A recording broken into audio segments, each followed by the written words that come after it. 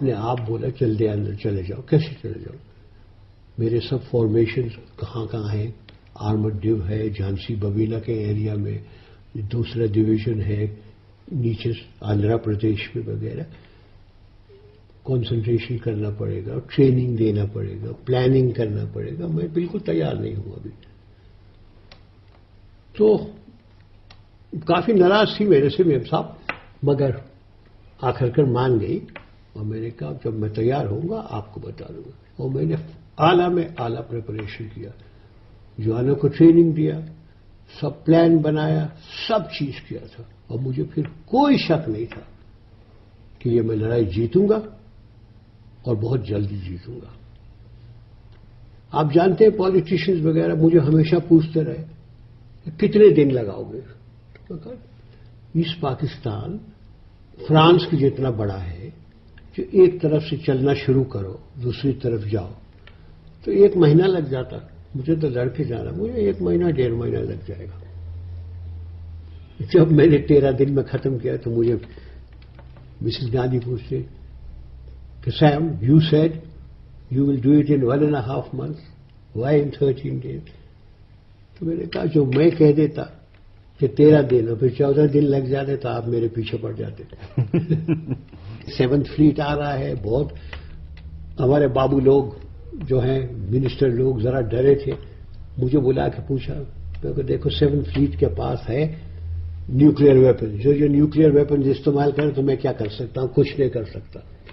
مگر وہ کبھی کر نہیں سکتے، کبھی نہیں استعمال کرتے. ان کا اپنا ملک نہیں برداشت کرے گا. تو پھر دوسری بات انہوں نے کہا اچھا جو وہ اپنی فوج وہاں لائیں گے. تو میں کہا مجھے بالکل ڈر نہیں ہے. پھر تو میں اپنے آپ کو کہوں میں سب سے بڑا جنرل بنا ہوں کہ پاکستان کو بھی ہرایا اور امریکن کو بھی ہرایا. اور میں نے سرینڈر ڈاکیومنٹ تیار کر کے رکھا تھا. یہ سرینڈر ڈاکیومنٹ میں نے بنایا تھا. میں نے مسٹر ہکسر جو تھے پرائم منسٹر صاحب کے سیکرٹری ان کو بھی دکھایا تھا. مسٹر کے بی لال جو ڈیفینس سیکرٹری تھے ان کو بھی دکھایا تھا. اور جب بالکل انت میں ہو گیا اس وقت میں نے یہ سرینڈر ڈاکیومنٹ ٹیلی فون پہ ایسٹرن آرمی کے چیف آف اسٹاف کو ڈکٹیٹ کیا. اور میں نے کہا یہ 4 کاپی بناؤ اس کی. 1 کاپی نیازی کو دینا، 1 جنرل جگجیت سنگھ صاحب کو دینا اور 2 میرے پاس بھیج دینا. 1 سرکار کو دوں گا اور 1 میرے دفتر میں رہے گا. اور پھر میں نے جگجیت سنگھ کو یہ بھی کہا تھا، آئی ٹاک ٹو ہم ان انگلش کہ یہ تیرے لیے بہت بڑا دن ہے. جب تو سرینڈر لینے جائے گا take your wife with you. تو سب لوگ کہہ رہے yes take your wife, it's a big day in his life. جب میں یہ 93,000 پاکستان سپاہی اور ان کی فیملیز وغیرہ لے آیا تو پھر میری فرض تھی کہ ان کو سنبھالنا. تو میں نے ان کو کیمپ میں لگایا. آپ کو ایک قصہ بتاؤں. ان کو میں نے جو کیمپ میں لگایا 5,000 یہاں، 4,000 یہاں، 6,000 یہاں، اور میں جایا کرتا تھا ملنے. میں جب ایک کیمپ میں گیا تو وہاں سب صوبیدار میجر اور سردار تھے. تو جب میں گیا میں نے صوبیدار میجر صاحب پاکستان صوبیدار میجر صاحب کے ہاتھ ملایا. میں نے کہا صاحب میں دیکھ سکتا ہوں؟ آپ کہتے صاحب لے گئے. اور وہی سوال ہمیشہ جو میرے جوانوں سے پوچھتا ہوں وہی پوچھا کہ صاحب پلنگ میں کھٹمل تو نہیں ہے؟ کہ نہیں صاحب. مچھردانی ہے؟ مچھر نہیں. ہاں صاحب میں لنگر میں جا سکتا ہوں؟ وہ لنگر میں گیا. وہ جوان روٹی کوٹ رہا تھا جیسے اپنے کرتے. اس سے میں کھانا ٹیسٹ کر سکتا ہوں. پھر لیٹرین میں گیا، وہاں پاکستانی کام کرتا تھا. میں نے ہاتھ ملایا. اس نے انکار کیا کہ میرے ساتھ ہاتھ بھی نہیں ملائے گا.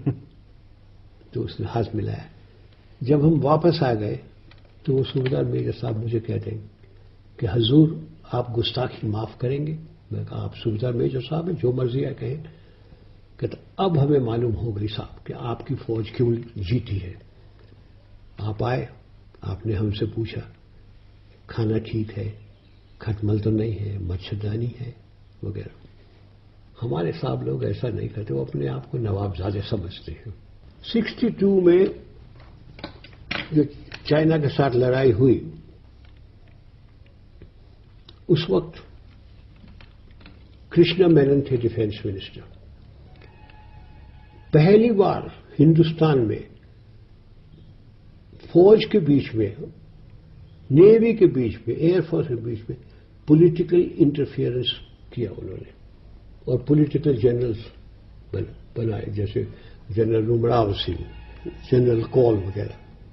اور ایک طرف وہ تھے، دوسری طرف تھے general Thimayya, first class soldier, general Shiv Verma, general Bogey Sen, general Wadalia, general myself. who said we are not political soldiers, we keep to ourselves. تو اس وقت جو آرمی چیف تھے جنرل تھاپا، ان کے پاس مورل کریج نہیں تھی ٹو اسٹینڈ اپ.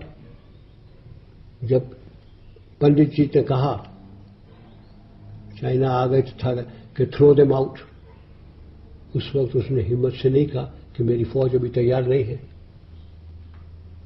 ان کے پاس سامان نہیں ہے وغیرہ. اس نے بس آرڈر مان لیا، آرڈر دے دیا ان کو.